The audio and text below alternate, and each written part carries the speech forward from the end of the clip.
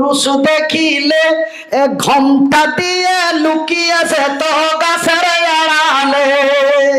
কথাটা কি বানিয়ে বলে দিলাম? আপনি বলতে পারবেন কেন, ইনার বয়সটা অনেক হয়ে গেছে।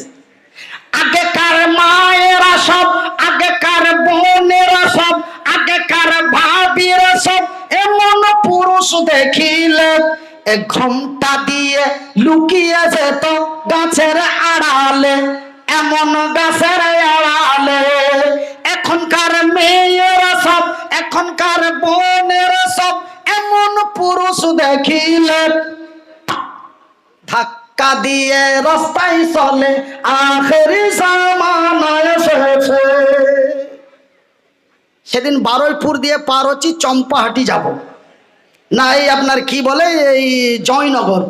আমি তো সারা ডিস্ট্রিক্ট আপনাদের ভ্রমণ করি, এমন কোনো থানা বাকি নেই। গঙ্গাসাগর থেকে নিয়ে আপনার মানে সুন্দরবন পর্যন্ত, এমনি করে আপনার আমডাঙ্গা থেকে নিয়ে ওইদিকে আপনার মানে যে কি আমতা পর্যন্ত। আমি সেই সব কথা দিয়ে কেন, সময় আমার সাথ দিচ্ছে না, ঘড়ির কাঁটা যেন ধরে রাখা যায় না। আমার ভাইয়েরা, আমার সোনার চানেরা, আমার শিক্ষিত বুদ্ধিজীবীগণ, আমি মনিরুদ্দিন বলছি, স্মরণ করুন সেই দিনের কথা। এটা আমাদের ক্ষণস্থয়ের দিন, কিন্তু একটি মহা দিন আমাদের কাছে আসছে। সেই দিনটির নাম হলো কিয়ামত। দিনটির নাম কি? কিয়ামত। যেমন গত 2021 সালের 29শে এপ্রিল ভেঙে যাওয়ার কথা ছিল। আপনারা খবরগুলো রাখেন না? গত 2021 সালের 29শে এপ্রিল পৃথিবী ধ্বংস হয়ে যাওয়ার কথা বলেছিল। পাগল কোনদিন গাছে ধরে? মুখে এলো বলে দিল ভেঙে যাবে? আমার আল্লাহ তার রাসূল যেইভাবে বলেছেন সেইভাবেই ভেঙে যাবে। একবার জোরে বলি না রে থেকে এ জাগি জাগি জাগি রে মুসলমান, চৌদিকে ফিরিয়া দেখ তুই তৌহিদি ফরমান। এ জাগি জাগ জাগি রে মুসলমান, এ চৌদিকে ফিরিয়া দেখ তুই তৌহিদি ফরমান। আমার ভাই, আমার বন্ধুরা, আমার আল্লাহ সত্য, আমার আল্লাহর কোরআন সত্য, আমার আল্লাহ যাহা বলেন তাহাও সত্য, কিন্তু আমি মনিরুদ্দিন বেঈমান। আমি মনিরুদ্দিন কি? লজ্জা পাচ্ছেন বলতে? বলুন বলুন, আমি মনিরুদ্দিন কি? বেঈমান। আমি মনিরুদ্দিন বেঈমান, আমি মনিরুদ্দিন চিটার, আমি মনিরুদ্দিন দালাল, আমি মনিরুদ্দিন বলি একরকম চলি আর একরকম। আমার কথার সাথে কাজের মিল নাই, আমার কাজের সাথে কথার মিল নাই। আমি সকাল বেলায় ভোল্টুর লোক, সন্ধ্যা বেলায় সেন্টুর লোক। করেন। আমি ফার্স্টেই বলেছি, হক কথায় বাপ বাজার, গরম ভাতে বিলাই বাজার। আল হক মররুন, রাসূল বলেন হক কথা করা। বলে লোকটা ঠ্যাং নাই, হাত নাই, আর কত লম্বা লম্বা কথা বলে, শুনে ভালো লাগে না। আপনাকে আপনার মেজাজে এটা আসবে, এটা আমি মনিরুদ্দিন জানি। আমার ভাইরা, আমার বন্ধুরা, আমার আব্বা জানেরা, তবে আমি মনিরুদ্দিন আপনাদের কাছে বললাম, আমার আল্লাহ সত্য, আমার আল্লাহর কোরআন সত্য, আমার আল্লাহ যাহা বলেন তাহাও সত্য। তবে আমার আল্লাহ রাব্বুল আলামিন আজ থেকে 1400 বছর পূর্বে জিবরিল মারফতে আমার নবীর কাছে জানিয়ে দিয়েছেন, আমার নবী বলে দিয়েছেন, আমি মনিরুদ্দিন তাহা আল্লাহর কোরআন নবীর হাদিসে পড়েছি। সেই দিন আমার আল্লাহ তার ফারিস্তাকে অর্ডার করে দেবে।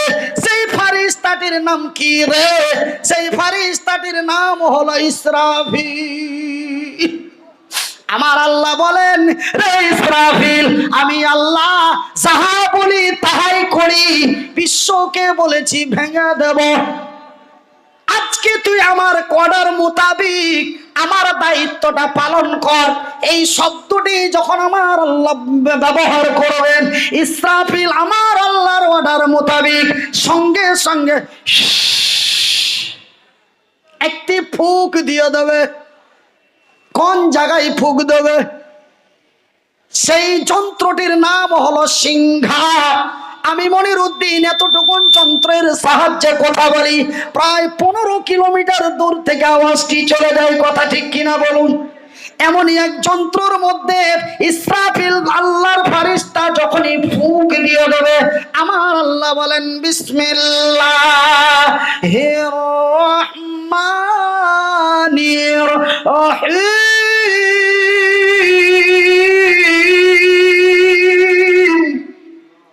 ইজা সামাউন ফাতারাত ওয়া ইদাল কাওয়াকিবুন তাশারাত ওয়া ইদাল বিহারু ফুজ্জিরাত। আকাশটি তার ফেটে যাবে, চন্দ্রটি তার ছুটে যাবে, নক্ষত্রগুলি ছিটকে ছিটকে আল্লাহর জমিনে পড়তে থাকবে। বাজানেরে, আল্লাহর কসম করে বলি, যেই দিন বাড়িতে সময় পেলে একটু পড়তে বসি, যখন এই বিশ্ব ধ্বংসের কথাগুলি কোরআনের তাফসিরে পায়, কলিজা জানো, কলিজা ফেটে যায়, ভয়ে কম্পমানিত হয়ে যেন হার্ট জাম হতে যায়। মাবুদরে, সেই এমন মহা কঠিনময় দিন তুমি কল্যাণ করিও। ভাই গো, আমার রাসূল দয়ার হাবিব বিশ্বের নবী, নবী মুহাম্মাদুর রাসূলুল্লাহ বলুন সাল্লাল্লাহু আলাইহি ওয়াসাল্লাম, আল্লাহর নবী, দয়ার নবী, বিশ্বের নবী বললেন, রে আমার সাহাবী গণেরা, রে আমার উম্মত উম্মতিরা, রে আল্লাহর বান্দা এবং বান্দিরা, সেই দিনটি এমন এক মহা ভয়াবহ দিন হবে রে। সেই দিন আমার আল্লাহর শক্তিশালী ফেরেশতা পাহাড়গুলিকে হাত দিয়ে ধরবে। একটি পাহাড় তার ডান হাতে ধরবে, আর একটা পাহাড় তার বাম হাতে ধরবে। এমন করে পাহাড়গুলির ভিতরে হাত ভরবে, আর শূন্য ভরে পাহাড়গুলিকে তুলে ঠাস করে মাটির মধ্যে মেরে দেবে। পাহাড়গুলি রুইয়ের মতো হয়ে, তুলোর মতো হয়ে, ধুলোর মতো হয়ে উড়ে যাবে। মানুষ সেই দিন বেকুল হয়ে যাবে, মানুষ সেদিন হাহাকার করবে, গাছের পাতা ছিঁড়ে ছিঁড়ে খাবে। সূর্যটি পূর্ব দিকে উদিত হয়, সূর্যটি পশ্চিম দিকে উদিত হবে, মানুষ তার পাগল হয়রান হয়ে যাবে। আমার আল্লাহ তার ফেরেশতা জিবরাইলকে বলে দেবে, জিবরাইল রে, আমি আল্লাহ আমার যতগুলি ফেরেশতা রয়েছে সব চাইতে আমি তোরে শক্তি বেশি দিয়েছি। আল্লাহর যত ফেরেশতা আছে সব চাইতে শক্তিশালী ফেরেশতার নাম কি? কি? হযরতে জিবরিল। ভাইজান, একটা পাহাড় এক হাতে, আর একটা পাহাড় এক হাতে।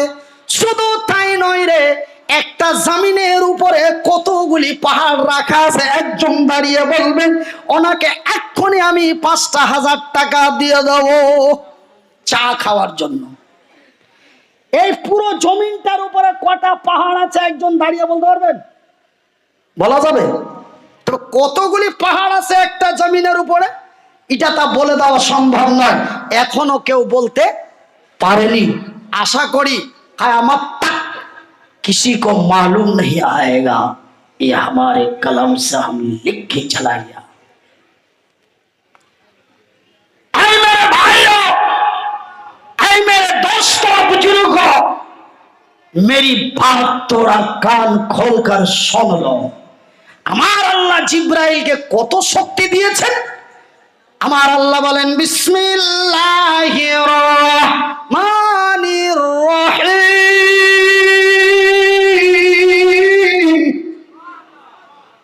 ইযা সুলসিলাতিল আরযু জিলজালাহা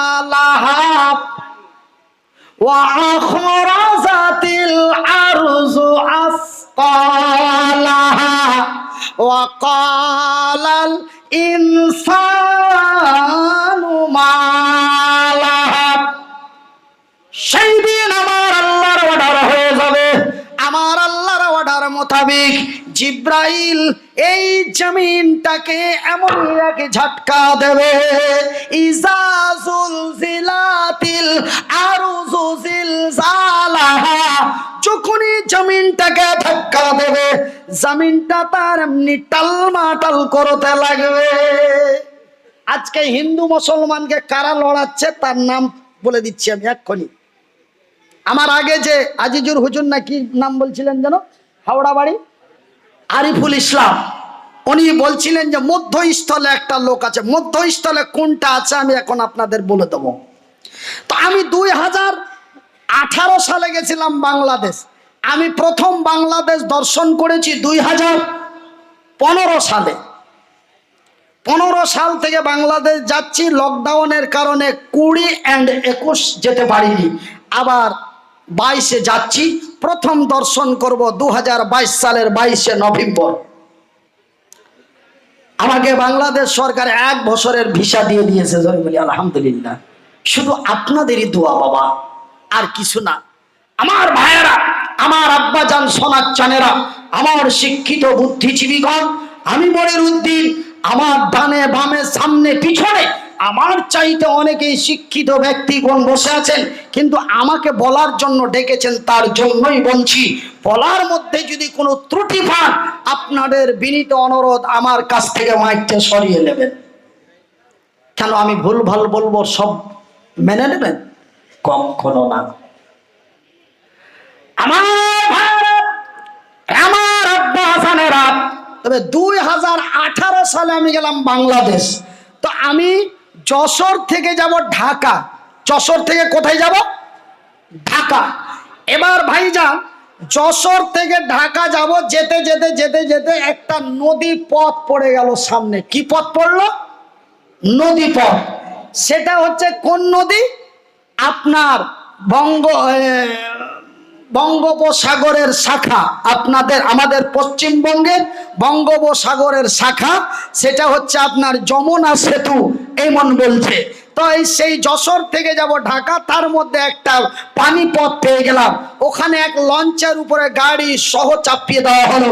লঞ্চটা যখন মিডিল পয়েন্টে গেছে, ইজাজুল জিলাতিল আরজু জিলজালাহা, যখন জমিনকে ধাক্কা দিল, জমিনটা তার এমনি টালমাটাল করতে লাগলো।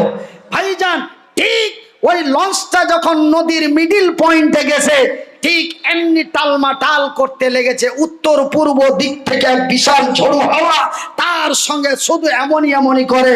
মানুষ তখন বেকুল হয়ে গেছে। ওয়াকালাল ইনসানু মা লাহা। ঠিক এমনই হবে সেই দিন নদীর তীরে আমি মনিরউদ্দিন যে অবস্থায় পড়েছিলাম, এই দিনটা এমনই হবে ভাইজান। ঠিক যখনই এইভাবে টালমাটাল করতে লেগেছে, কিছু লোকেরা দেখি সেই নৌকার ভিতরে চেঁচামেচি, কেউ বলে আল্লাহ বাঁচাও, কেউ বলে মা বাঁচাও, কেউ বলে বাবা গো বাঁচাও, কেউ আবার বলে ও গো, এ আবার কে গো? আমি বুঝতে পারলাম ওটা আল্লাহ ভক্ত, বুঝতে পারলাম এটা বাবা ভক্ত, বুঝতে পারলাম এটা মা ভক্ত। ও গো, এটা কোন ভক্ত? এটা কোন ভক্ত? আমি টেনশনে পড়ে গেলাম। আমি ভাবলাম এটা নাস্তিক। এটা কোন? এই মধ্যস্থলের কিছু নাস্তিক। এমনই এসেছি, এমনই খাবো, এমনই মরবো, মরে গেলাম, পচে গেলাম, সরে গেলাম, হাড্ডিগুলি মাটির সাথে মিশিয়ে গেল, খেলা শেষ নাকি? ওরাই এই কাজগুলো করছে, ওরাই এই কাজগুলো করছে। আমার ভাই, আমার বন্ধুরা, যখনই জমিনটাকে তারা ঝাটকা দেবে, জমিনটা এমন টালমাটাল করতে লাগবে। যখনই জমিনটা তারা টালমাটাল করতে লাগবে, ওয়াকালাল ইনসানু মা লাহা, এই জমিনের মানুষেরা পাগল হয়ে যাবে। কলা মানে কাহা, ইনসান মানে মানুষ। ওয়াকালাল ইনসানু মালাহা, এই জমিনের মানুষেরা পাগল হয়ে যাবে। সেটা হিন্দু, জৈন, খ্রিস্টান বলে কথা নয়, সারা পৃথিবীর মানুষ পাগল হয়ে যাবে। একজন আর একজনকে বলবে ওয়াকালাল, কালা মানে কাহা, একজন আর একজনকে বলবে এই জমিনের কি হলো, এই বিশ্বের কি হলো, আর কি হলো। মানুষ পাগল হয়ে যাবে, দিশা হুঁশ হারিয়ে দেবে। ভাই গো, আমার নবী, আল্লাহর নবী, দয়ার নবী, বিশ্বের নবী, নবী মুহাম্মাদুর রাসূলুল্লাহ, বলুন সাল্লাল্লাহু আলাইহি ওয়াসাল্লাম। আল্লাহর নবী, দয়ার নবী, বিশ্বের নবী বললেন, রে আমার সৈনিকেরা, আমার সাহাবী গণেরা, রে আমার উম্মত উম্মতিরা, রে আল্লাহর বান্দা বান্দীরা, সেই দিনটি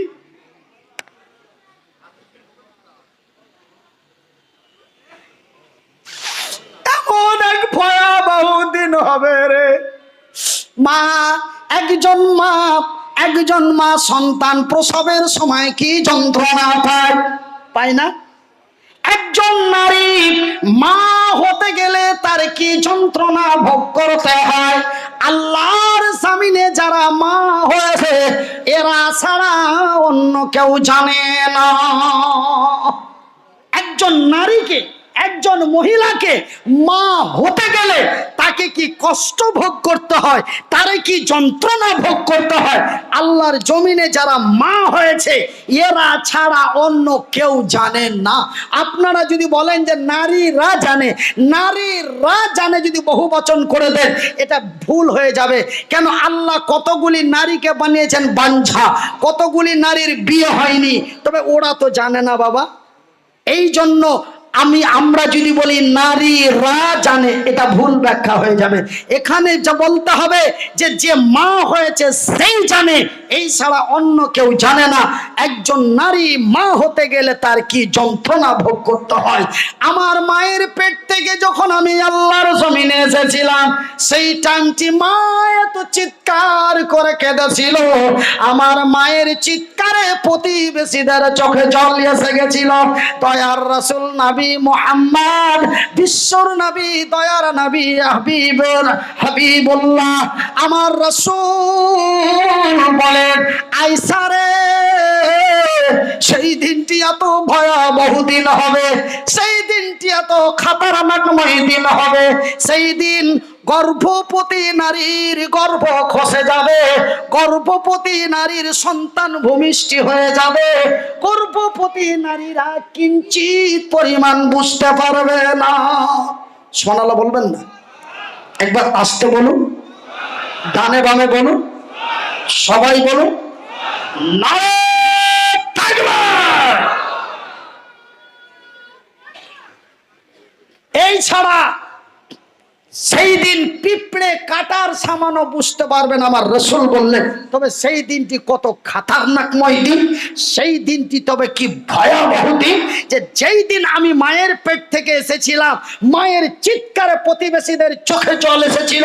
কিন্তু কিয়ামতের দিনটা কত খাতারনাক দিন হবে, ধ্বংসের দিনটা কত ভয়াবহ দিন হবে, যে গর্ভবতী নারীর বাচ্চা হয়ে যাবে, সেই কিঞ্চিত পরিমাণ চিমটি কাটার সামান জানতে পারবে না। মা তার সন্তানকে কত ভালোবাসে, রাসূল এই কথাটাও বললেন, মা তার সন্তানকে কত ভালোবাসে আপনারা জানেন না, আমি মনিরউদ্দিন জানি। শোনো, যারা মাকে বৃদ্ধাশ্রমে রেখে আসছো, তোর জন্য নরক। আমি মনিরউদ্দিন আমার পকেটের ডবল কলম দিয়ে লিখে দিলাম, এই কলম 2 হাত দিয়ে ধরে 14 বছর লেখাপড়া করেছি। তোরা যারা মাকে বৃদ্ধাশ্রমে রেখে আসিস, তুই নরকবাসী, তুই জাহান্নামী, তুই নরকবাসী, তুই জাহান্নামী। কেন জানো? মা তার সন্তানকে কত ভালোবাসে আপনারা জানেন না, আমি জানি। মাছ কবরে শুয়ে আছে, মাকে এই মতো হাত দিয়ে কবরে শুয়েছি, মা তার সন্তানকে কত ভালোবাসে। ভাই গো, মা যদি আমারে ভালো না বাসতো, এই মতো সন্তানটা, যেই লোকটার হাত নেই পা নেই, যেই লোকটা একা চলতে পারে না, এই এক অন্যের সাহায্য ছাড়া চলার ক্ষমতা নেই, এই লোকটা যদি এই লোকটাকে যদি মা ফেলে দিতে না পারে, মা সুন্দর করে লালন পালন করে বুকে জড়িয়ে 14টি বছর ধরে লেখাপড়া করিয়ে বিশ্ব আল্লাহর দরবারে দোয়া করে দিলেন, আল্লাহ তুমি আমার মনিরের নিরাপত্তা করো। আজকে আল্লাহর দয়ায়, মায়ের দয়ায় বিশ্ব ভাইরাল হয়ে গেছি, জোরে বলি সুবহানাল্লাহ। তবে মা তার সন্তানকে কত ভালোবাসে। মা যদি তার সন্তানকে এমনটাই ভালো না বাসত, আজকে তো দেখতে চোখ দুটো আপনাদের সামান দাড়িগুলি আপনাদের চাইতো লম্বা, মুখটা চেহারাটা আশা করি দেখতে আপনাদের মতোই লাগে, আওয়াজটা মনে হয় 2 পিকআপ আপনাদের চাইতো বেশি হবে। তবে ভাইজান আজকে দেখতে মানুষের মতো লাগে, কিন্তু যেই দিন মায়ের পেট থেকে রক্ত মাখা শরীর নিয়ে নাড়ি ভুড়ি ছটে নিয়ে এসেছিলাম, সেই দিন বোঝা যাচ্ছিল না এটা মানুষ না অন্য কোনো বস্তু। চোখ দুটি দেখে মা বুঝতে পেরেছিল, ছেঁড়া কাপড় দিয়ে মুছে সুন্দর করে বুকে জড়িয়েছিল। বাজানোরে মা যদি তার সন্তানকে ভালো না বাসত, তবে সেই দিন মা নারী ভুড়ির সাথে পানির মধ্যে ফেলে দিতে পারত। কথা ঠিক কিনা বলুন, বলুন। লজ্জা পায়?